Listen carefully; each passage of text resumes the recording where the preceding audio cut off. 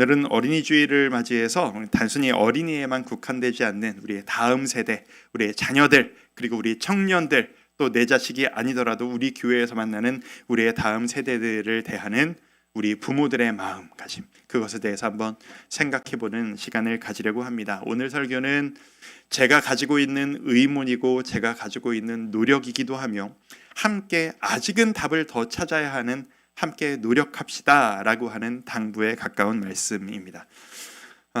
인류 역사상 내 다음 세대, 요즘 젊은 세대에 대한 한탄은 언제나 늘 있어 왔습니다. 동서고금을 막론하고 언제나 늘 있었던 이야기입니다.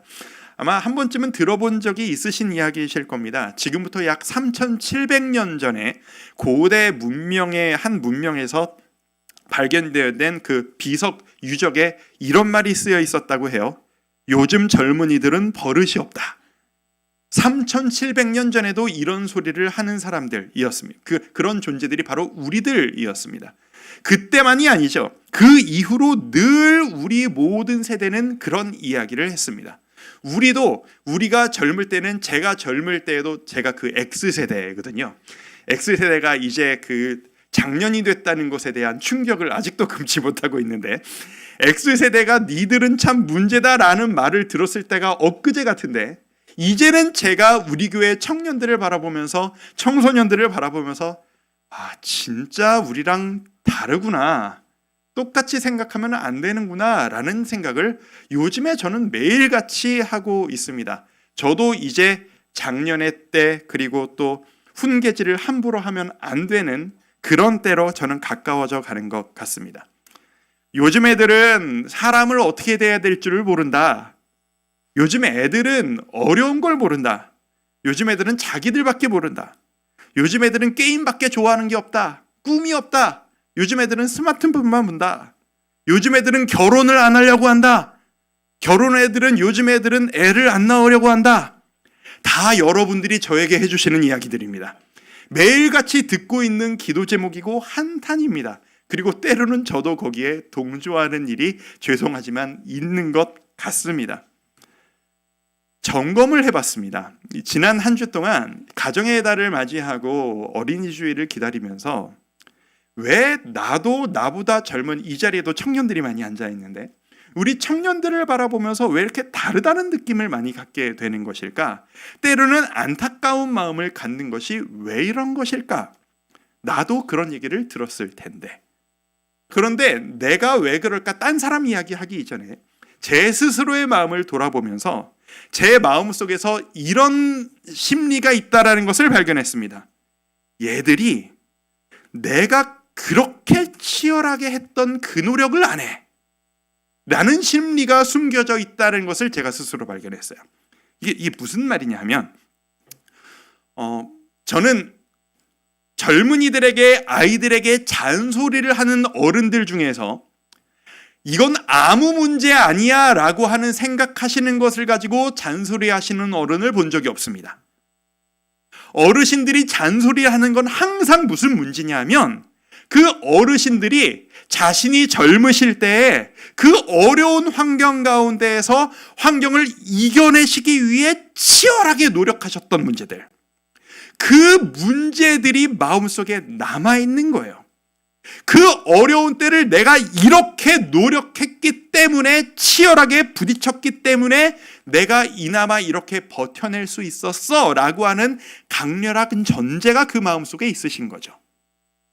근데 그 노력을 이 아이들이 안 한다. 불편한 거죠. 이 노력을 해야 이겨낼 수 있는데 네가 이 노력을 안 하면 너 힘들어질 거야. 안타까워지는 거예요. 그게 바로 부딪히는 문제가 되는 것 아닐까라는 거죠. 제가 제 아이들이 어릴 때부터 항상 제일 많이 했던 구박 중에 하나가 빨리 좀 자라 였거든요. 잘 시간이 지났어, 왜 안 자는 거야 라는 구박을 특히 제 아들한테 너무 미안하게 너무 많이 했어요. 제가 이번 주에 아들한테 미안한 일이 너무 많았는데 제가 스스로 점검을 해봤습니다. 왜 내가 이렇게 자는 문제에 이렇게 연연하지? 자는 문제에 대한 이상한 노이로제 같은 게 제가 있거든요. 왜 그럴까를 스스로 점검해봤더니 제 마음속에 이런 심리가 있었다는 걸 이번 주에 제가 발견한 거예요. 제가 적어도 제가 그래도 지금까지 꽤 열심히 살았다라고 자부를 합니다. 적어도 옛날 어느 때로 돌아가고 싶어라고 하면은 저는 돌아가고 싶은 때가 없어요. 지금이 제일 좋아요. 잘 살지 못하고 실수하고 실패하고 어려웠던 때가 많았을지언정 그 순간순간이 저에게는 최선이었어요. 그래서 저는 후회하는 순간은 없어요. 근데 딱 한 순간이 있어요. 딱 한 순간이 언제냐면 제가 청소년기 때 저도 지독하게 잠자기를 싫어했어요. 밤을 새고 혼자 음악을 들으면서 책을 보면서 잠을 안 자고 새벽을 매일같이 지새웠던 나날들이 있어요. 그렇게 그때가 너무 좋았던 거예요. 그때 근데 사람이 밤을 새고 살 수가 있나요? 밤을 그렇게 새고 나면 항상 그 다음날 학교에 가면 어떻게 될까요? 엎어져서 자요. 수업을 안 들어요. 성실하지가 못하는 하루하루를 살아가게 되는 겁니다. 제 인생에 유일하게 저 스스로에게 부끄럽고 떳하지 못했다라고 하는 순간이 바로 그때였어요. 그래서 제가 그게 그렇게 부딪히나 봐요. 야, 우리마, 자야 돼. 지금 안 자면 내일 열심히 최선을 다해서 못 살아. 잠이 안 오라도 억지로 누워라도 있어. 구박을 매일같이 엄청나게 퍼붓습니다. 사실 숨겨진 이유가 하나가 더 있어요. 제가 잠을 자지 않던 그때부터 키가 안 크기 시작했습니다. 그래서 제 아들한테 너 그렇게 안 자면은 키 안 큰다. 너 나중에 아빠처럼 커서 후회한다. 이런 얘기를 막 엄청나게 퍼부었던 기억이 납니다. 저의 잔소리와 저의 자녀들을 향한 다음 세대를 향한 한탄은 제가 살아왔던 제 시대의 저의 실패 혹은 제가 경험한 성과와 큰 관련이 있습니다. 성도 여러분들도 마찬가지 아니실까 생각합니다. 여러분들이 다음 세대를 보시면서 안타까워하시는 그 모든 문제, 여러분들 모두 그 힘든 시대를 이겨내시기 위해서 엄청난 노력들을 해오셨을 것입니다. 그리고 그게 여러분들의 자부심이며 그리고 기쁨이셨을 겁니다. 문제는 이겁니다. 지금 우리의 다음 세대들이 경험하고 있는 이 시대가 우리가 그렇게 노력해왔던 그때 그 시대와 너무 다른 시대가 되어져 버렸다는 것. 그게 우리의 어려움인 것 같습니다. 사사기 이야기를 잠깐 해보려고 합니다. 자, 사사기, 우리 지지난주부터 수요 예배 때마다 사사기를 살펴보고 있는데요. 큰 은혜를 누리고 있습니다. 사실 이 사사시대는 하나님이 인정하시는 엄청난 혼돈의 시대입니다. 죄악의 시대, 타락의 시대, 끊임없이 하나님을 거부하는 시대가 바로 이 사사시대예요.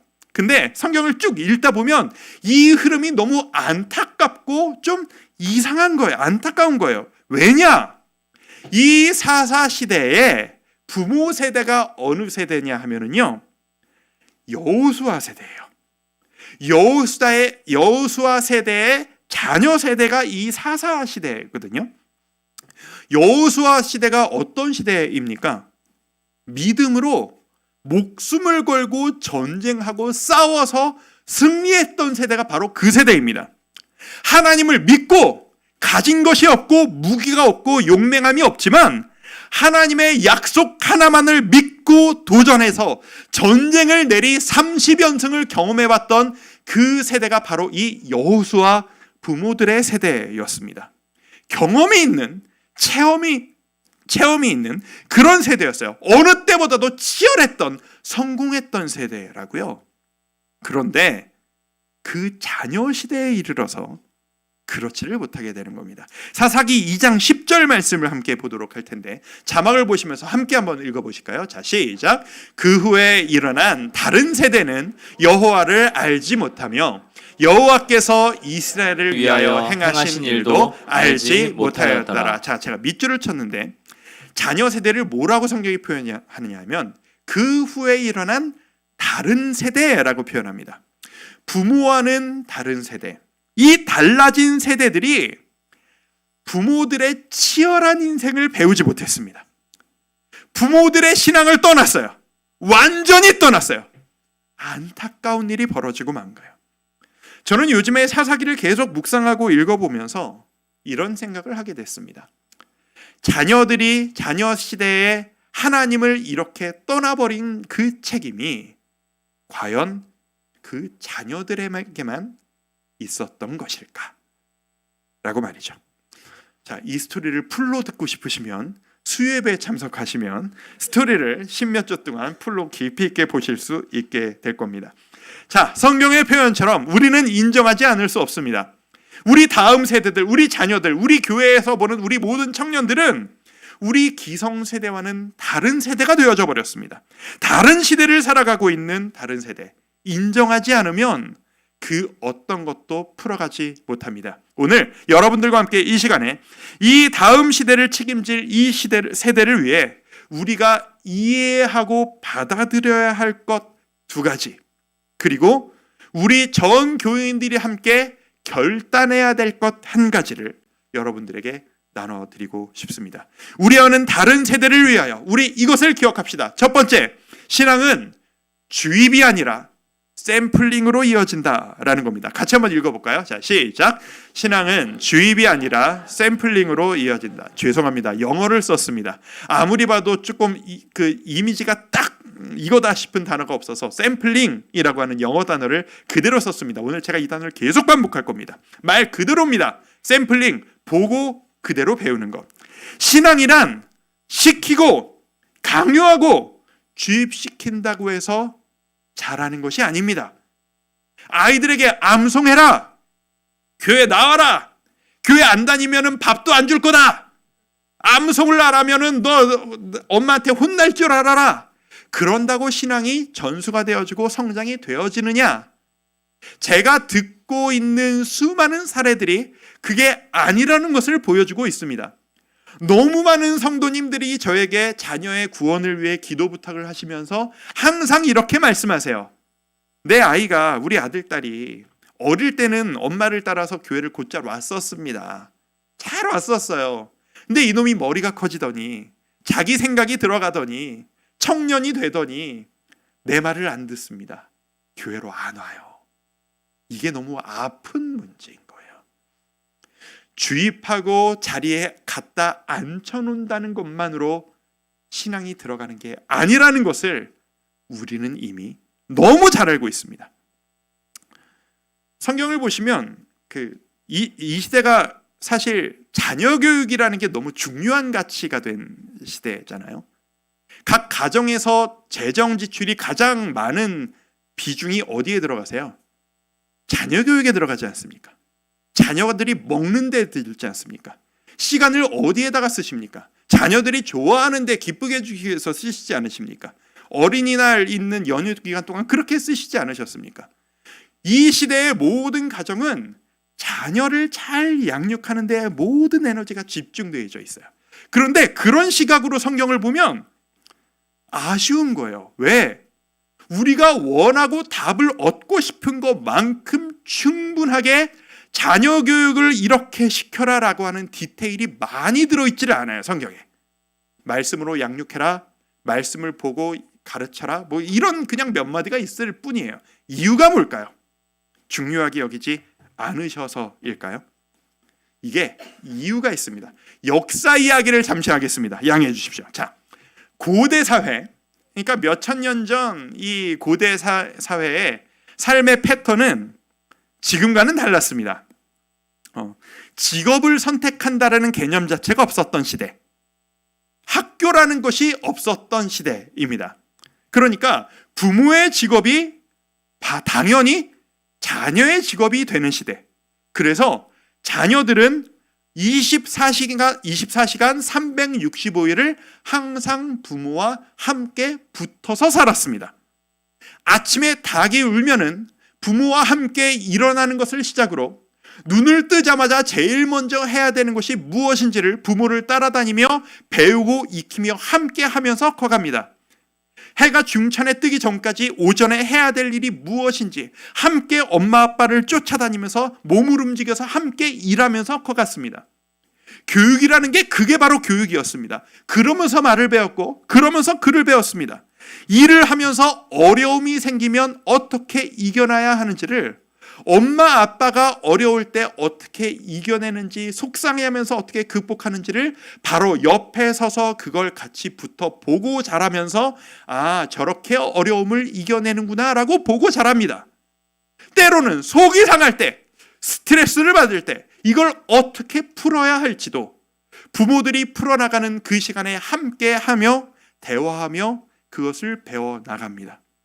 그렇게 인생을 배워나가고 부모의 직업을 물려받고 그렇게 똑같이 살아갑니다. 이게 모든 나라의 고대 시대의 삶이었습니다. 그래서 부모가 곧 교사이고 부모가 직업을 가르치는 직장 상사이며 부모가 상담사였습니다. 부모가 삶의 유일한 샘플이었어요. 그래서 옛날에는 부모가 변하면 자식이 변하는 게 당연했습니다. 부모가 하나님을 경외하기 시작하면 24시간을 함께하고 있는 자녀도 부모를 따라 하나님을 경외하는 게 당연했습니다. 예배를 신나게 드리면 자녀들이 함께 예배를 드리는 게 당연했습니다. 그러니 이 성경이 그 시대에 쓰여진 책입니다. 그 고대 시대에 기록된 책입니다. 그러니 자녀 교육에 대한 언급이 따로 필요가 없었던 것이죠. 성경은 네 자녀를 어떻게 키워라 라고 강조하지 않고 너는 하나님을 경외하며 살아라.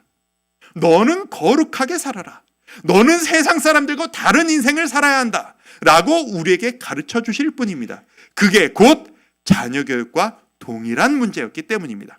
그런데 시대가 근대로 바뀌면서 여러분이 잘 알고 계시는 산업혁명이 도래합니다.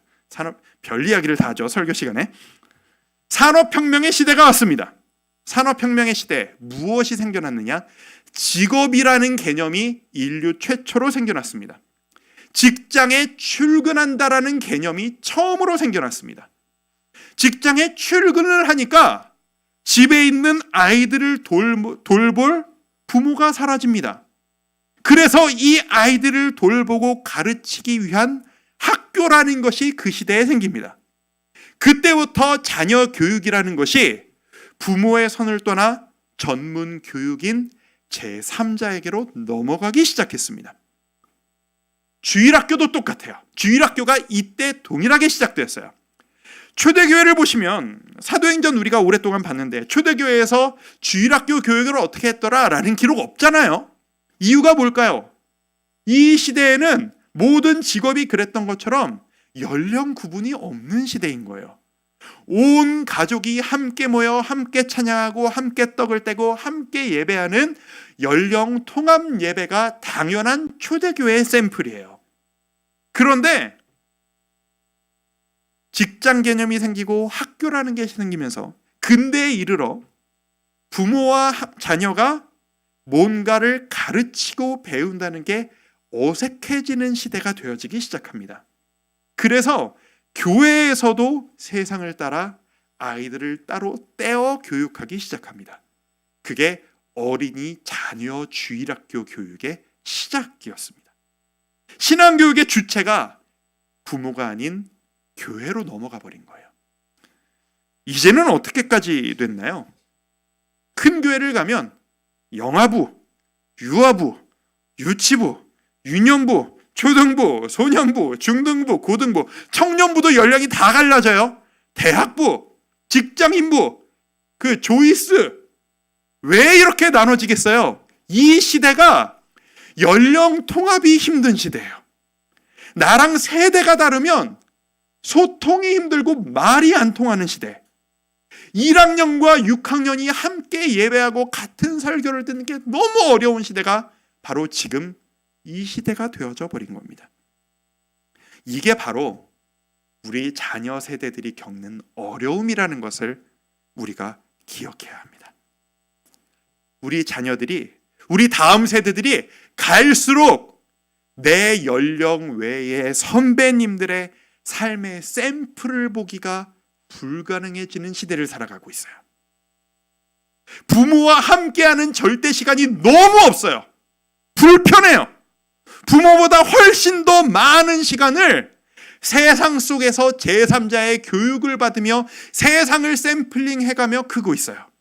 그게 우리 자녀들이고 우리 청년들이에요. 하다못해 어떤 시대예요? 우리 부모들도 부모들만의 시간이 있어야 한다. 아빠도 아빠들만의 독립된 공간이 있어야 한다라고 말하는 시대가 되어져 버렸잖아요. 이걸 뭐라고 탓할 수가 없어요. 이게 뭘 의미하는 거냐 하면 이렇게라도 하지 않으면 살아남을 수 없는 너무 치열하고 정신없는 시대를 우리가 살아가고 있다라는 얘기 아니겠어요? 이건 누구의 잘못이 아닌, 누가 의지 없는 것이 아닌 우리가 만든 이 시대의 아픔인 겁니다.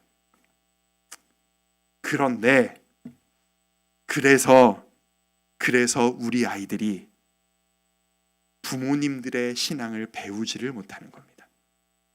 훨씬 더 압도적인 가치관 교육을 세상으로부터 샘플링을 받고 있는 겁니다. 사사시대 이야기로 잠깐 돌아갑니다.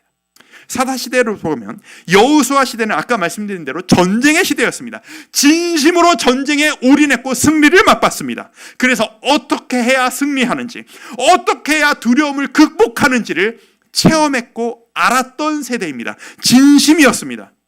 그런데 그것이 부모 세대가 경험한 하나님과 함께하는 생활의 전부였던 거예요. 근데 자녀 시대, 사사시대는 전쟁이 필요 없는 평안의 시대입니다. 이 평안의 시대에 자녀들은 싸우지 않아요. 전쟁하지 않아요. 그러니 전쟁을 통해 하나님을 신뢰하고 승리해 본 경험밖에 없는 하나님을 따르는 이 부모 세대의 경험이 전쟁이 필요 없는 평화의 자녀의 시대에 샘플이 될 수가 없는 거예요. 전쟁이 필요가 없는데 전투하듯 싸워, 도전해, 이겨. 이 이야기가 이 자녀 세대에는 전혀 와닿지를 않는 다른 세대의 이야기가 된 겁니다. 자녀 세대에는, 사사시대에는 이 평화의 시대에, 쾌락이 난무하는 시대에 그 쾌락이 아닌 거룩을 선택하는 것에 대한 샘플링, 모범, 지도자의 그 교육이 필요했습니다. 근데 그것을 해줄 지도자가 없는 시대, 그게 바로 이 사사시대였던 거예요. 우리는 적어도 한 50년만 생각해도 지난 우리가 500년 동안 살아온 시간보다 지난 50년간의 변화가 더 컸을 겁니다. 급변하는 시대를 우리가 살아가고 있습니다. 부모님들이 평생 노력하며 이뤄낸 가치와 노하우들을 우리 청년들은 스마트폰 클릭 몇 번으로 해결해버리는 그런 세대가 되어져 버렸습니다. 어떤 의미에서 부모님들이 그렇게 치열하게 노력하시면서 하나님을 찾았던 그 경험이 우리 자녀들에게, 우리 청년들에게는 필요하지 않은 경험일지도 모르겠다라는 생각을 합니다.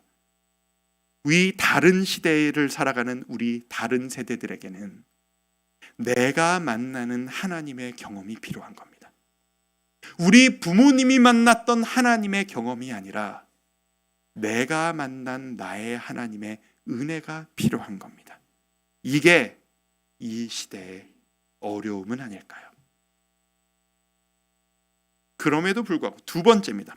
두 번째, 이 다른 세대에게도 풍성한 만남은 여전히 필요하다라는 사실을 우리는 기억해야 될 필요가 있습니다. 이 달라져 버린 시대이지만 이 세대에게도 정말 필요한 가치가 뭐냐면 풍성한 만남이에요. 왜냐하면 하나님이 우리를 그렇게 만드셨기 때문이에요. 하나님이 사람이 독처하는 것이 좋아 보이지 않는다. 너희는 함께 해야 돼. 그룹으로 있어야 돼. 남녀가 함께 있어야 돼. 그래야 너희는 평안하고 행복할 수 있어. 그렇게 우리를 만드셨어요. 그래서 우리에게는 크던 작던 다양한 만남이 필요합니다. 그런데 우리가 이 시대를 누구를 만날 수가 없는 치열한 시대로 만들어버렸어요. 누구를 시간을 내서 만난다는 게 사치가 되어버린 시대가 되어져 버렸어요. 우리 다음 세대들이 만남을 어려워한다는 사실을 아십니까? 여러분들이 어리실 때는 모르는 사람 만나서 말 거는 게 그렇게 어렵지 않으셨잖아요. 요즘 청년들은 우리 아이들은 모르는 사람들에게 말 걸면 안 되고 도망가야 된다라고 교육을 받으며 큰 사람들이에요. 같을 수가 없는 거예요. 여기에 코로나가 불을 지폈어요. 혼자가 편해요. 온라인이 편해요. 모니터를 보는 게 제일 편해요. 깊이 관여하지 않는 피상적인 만남이 제일 편해요.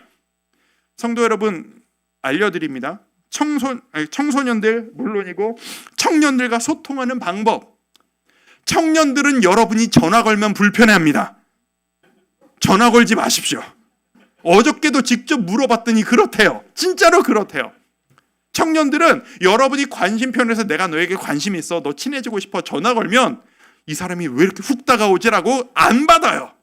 그래놓고 내가 마음이 준비돼서 내가 할 수 있을 때 문자를 보내요. 무슨 일이세요? 문자라는 거의 용이성이 뭐냐 하면 내 리듬에 맞춰서 내가 할 수 있는 만큼만 내가 소통하는 거예요.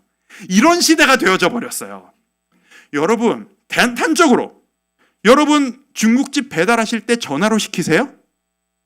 요즘에 다 스마트폰으로 시키잖아요. 제가 이번 주에 어린이날도 있겨가지고 애들을 놀이동산 데려갔거든요. 놀이동산을 데려갔더니 그 예약을 뭘로 했는지 아세요? 스마트폰으로 했어요.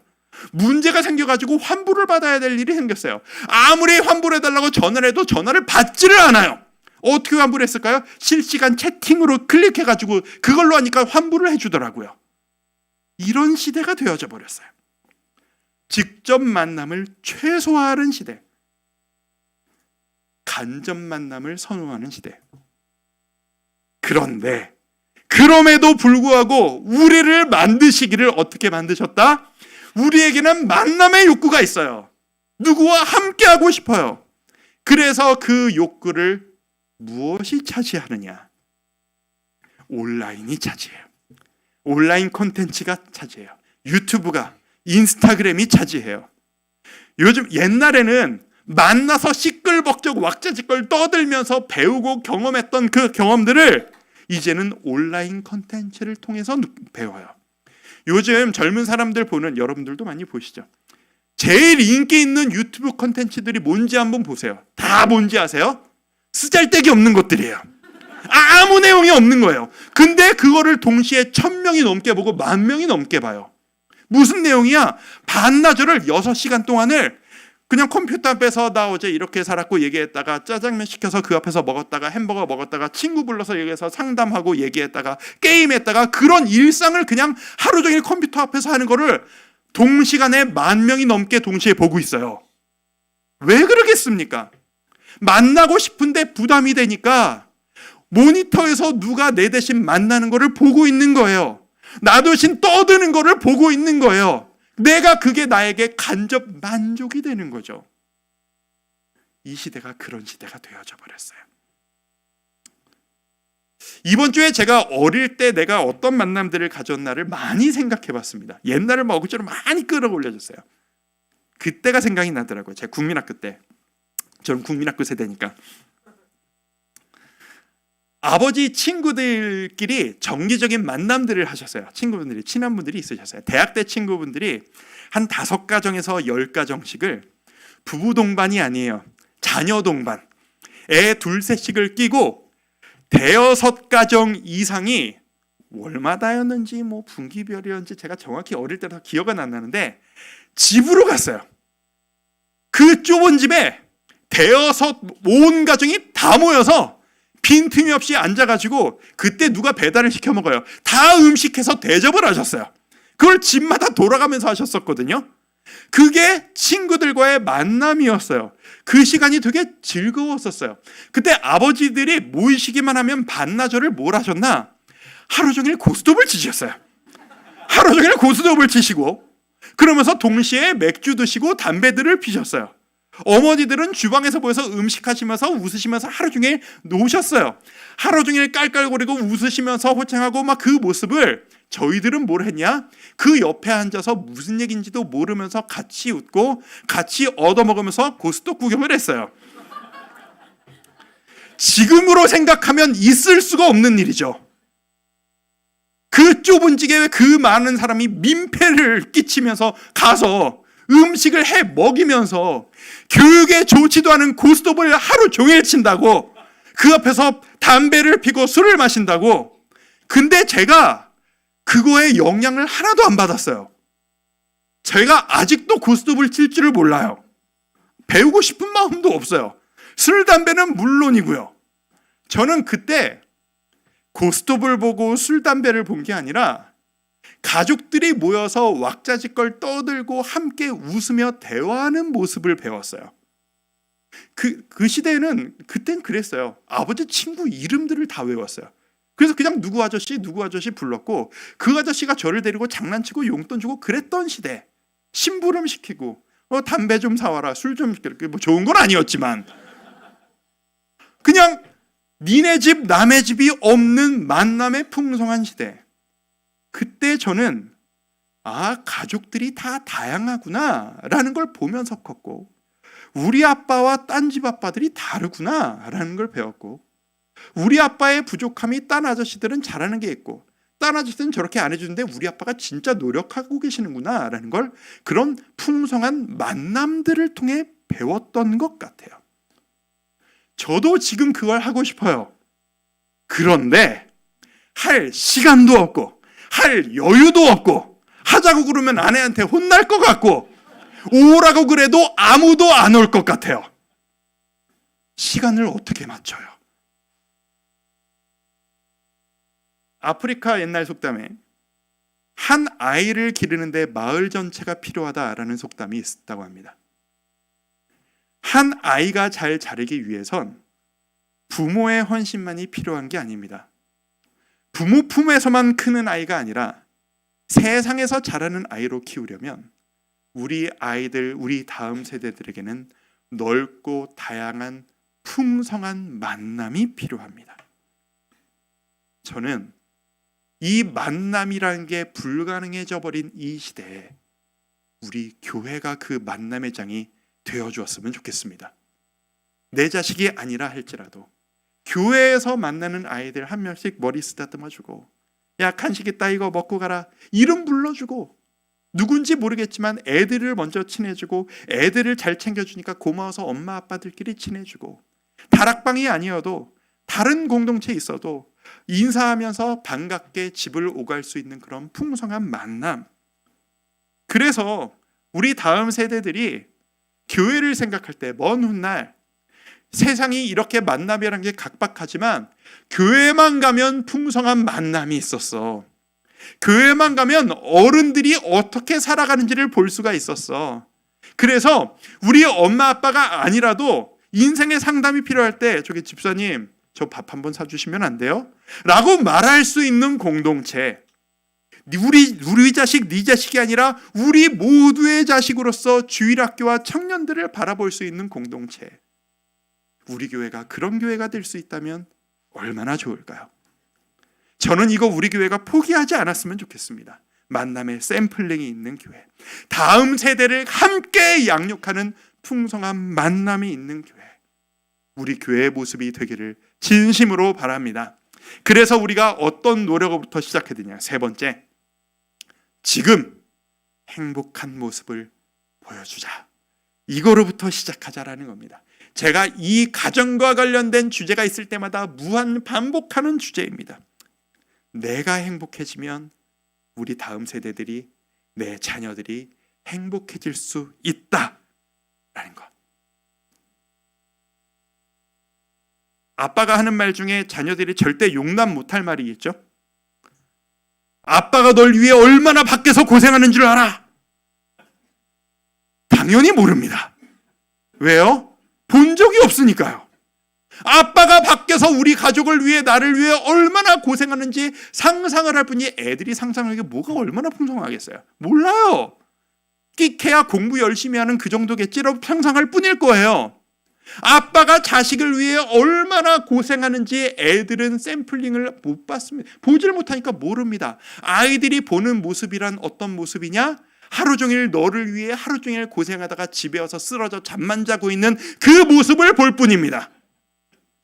제가 이번 주에 반성 많이 했다고 했잖아요.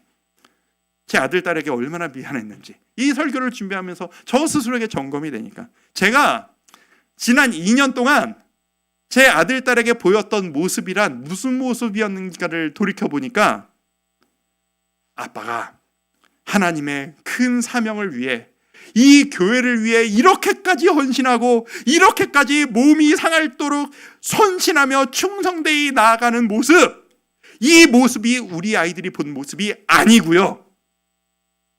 우리 아이들이 본 아빠는요, 목사의 아들, 딸이 된다는 것은 아빠는 하루 종일 나가서 들어오지를 않고 내가 잠을 자야 들어오고 빨리 들어오면 지쳐서 쓰러져서 아빠 힘드니까 니들이 알아서 해, 짜증과 불평과 잘못하면 잔소리가 장렬하는 그 모습이 목사의 가정의 삶이로구나, 이것만을 보고 배우는 샘플링이 된 거예요. 2년 동안 제 아들, 딸이 신앙생활을 열심히 한다는 것이 행복하다고 샘플링할 수가 있었을까요?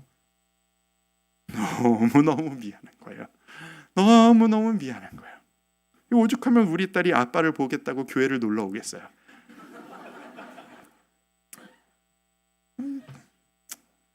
여러분들은 어떠십니까? 가족은 이렇게 행복한 거야. 우리가 함께하는 시간이 이렇게 행복한 거야. 이런 모습을, 행복한 모습을 보여주기는커녕 니네 행복을 위해 아빠가 이렇게 지쳐 쓰러져 있는 거야. 본 아이는요, 지쳐 쓰러져 있는 모습을 배우는 거예요. 이 문제를 어떻게 해결해야 될지를 아직도 저는 잘 모르겠어요. 그렇게 살지 않으면 살 수가 없는 시대잖아요. 우리 모두가. 여기 계신 모든 부모님들 그렇게 살아가고 계시잖아요. 안 그렇게 살면 가정이 유지가 안 되는데 어떻게 해요? 아직도 답을 찾아가고 있어요. 우리 같이 한번 기도하면서 이 답을 한번 찾아봤으면 좋겠습니다. 근데 정답은 알겠습니다. 정답은 알겠어요. 뭐냐?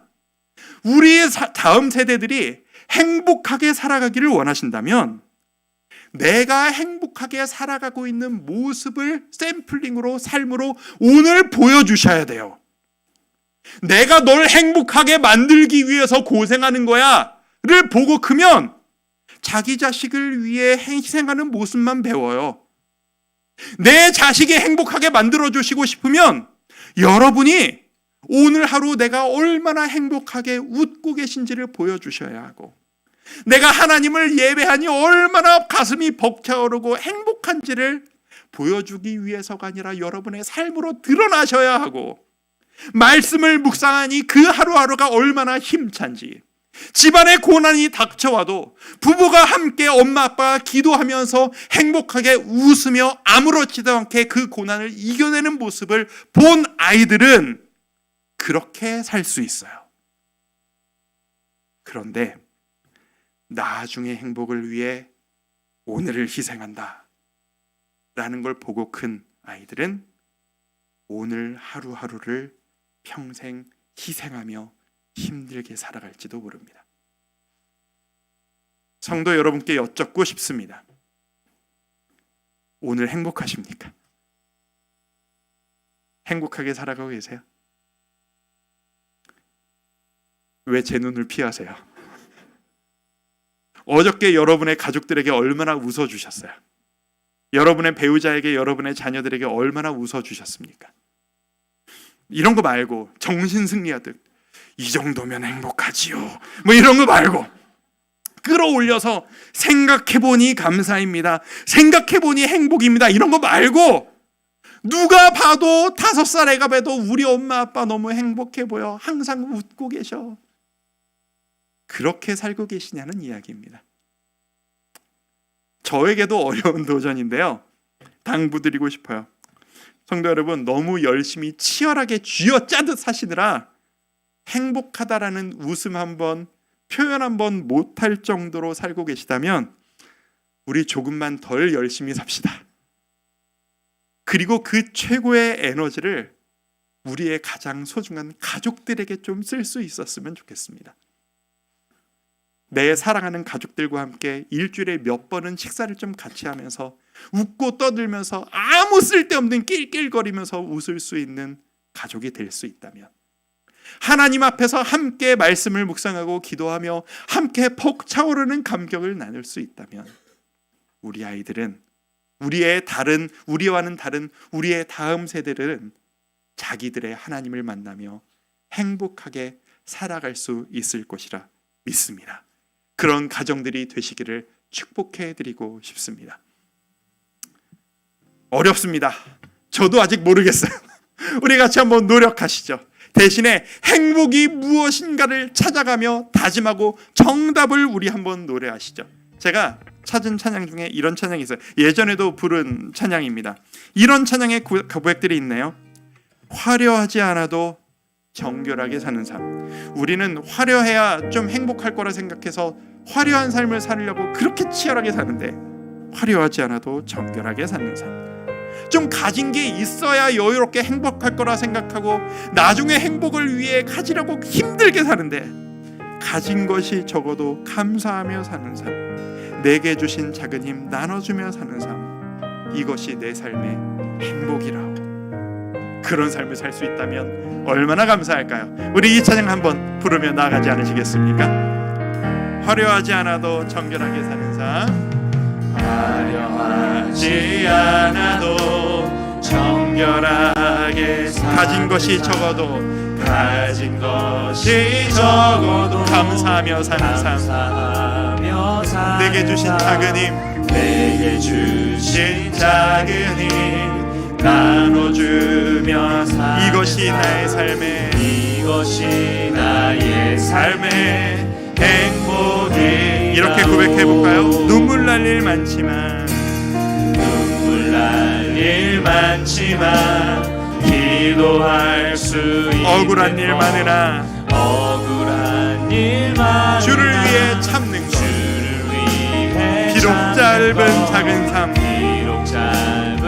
주 뜻대로 사는 것, 이것이 나의 삶의 이것을 행복으로 누린다면 우리는 항상 행복하게 살아갈 수 있을 겁니다. 이것이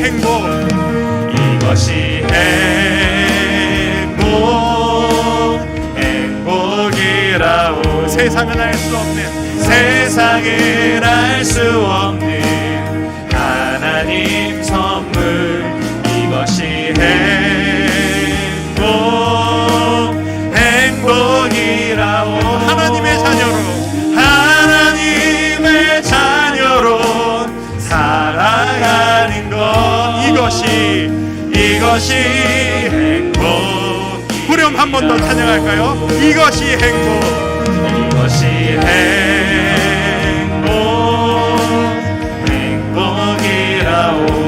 세상은 알 수 없는 하나님 선물, 이것이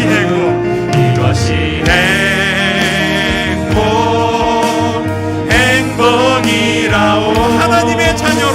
하나님의 자녀로 살아가는 것, 이것이 행복이라오. 우리 시간은 좀 갔지만 우리 이렇게 한번 좀 기대해 보도록 하겠습니다. 우리 눈을 감으시고, 여러분 행복하시려고 지금까지 얼마나 많이 애쓰셨습니까? 행복하시려고 얼마나 치열하게 사셨어요? 그런데 그 치열함이 좀 덜해도 오늘 하루 행복할 수 있는 비결이 있습니다. 주님의 뜻대로 살아가는 것입니다. 주님과 함께 동행하며 살아가는 것입니다. 여러분이 뭔가를 더 해내야 오늘 여러분이 더 행복해지실 수 있는 게 아니고, 오늘 우리가 주님께 더 가까이 들어갈수록 우리는 지금 웃으며 행복할 수 있습니다. 그런 우리의 모습이 우리 다음 세대에게 샘플링이 될 수 있으면 좋겠습니다.